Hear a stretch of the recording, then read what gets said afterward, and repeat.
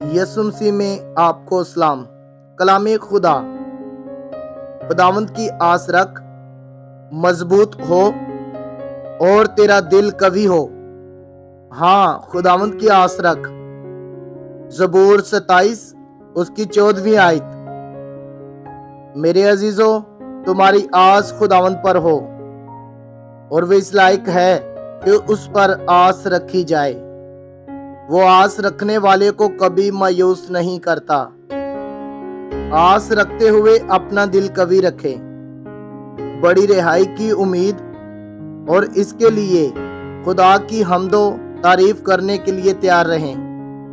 عزیزو، خوشی کرنے والا وعدہ آیت کے درمیان میں ہے۔ خداوند آپ کے دل کو قوی اور طاقتور کرے گا۔ جب اور یہاں مدد کی ضرورت ہوگی، وہیں یہ وعدہ پورا ہوگا۔ عزیزو، اگر دل مضبوط ہو اور قوی ہو تو باقی سارا نظام بھی درست رہتا ہے۔ دل کو سکون اور مضبوطی کی ضرورت ہوتی ہے عزیزو۔ جب اسے تقویت ملے تو یہ دونوں چیزیں مل جاتی ہیں۔ عزیزو، قوی دل اطمینان رکھتا ہے اور شادمان ہوتا ہے، اور اس کی دھڑکن انسان کے پورے بدن میں قوت بھر دیتی ہے۔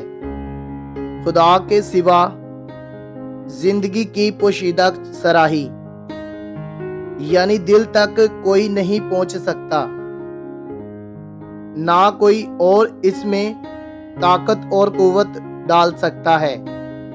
میرے عزیزو، جس خدا نے اس دل کو بنایا ہے وہی اسے مضبوط کر سکتا ہے۔ دلیر ہو جائیں، کیونکہ خداوند اپنی قوت آپ کو عطا کرے گا اور آپ طوفان میں بھی پرسکون اور غمون میں بھی خوش رہیں گے۔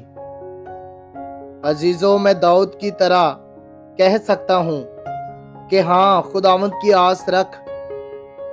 میں بار بار کہتا ہوں، میں طویل اور گہرے تجربے سے جانتا ہوں کہ خداوند کی آس رکھنا میرے لیے نہایت اچھا ہے۔ عزیزو، آپ بھی خداوند کی آس رکھیں تو وہ آپ کے ارادوں کو اور آپ کے دل کو مضبوط کرے گا۔ ہاں، خداوند کی آس رکھیں۔ خداوند آپ کو برکت دے۔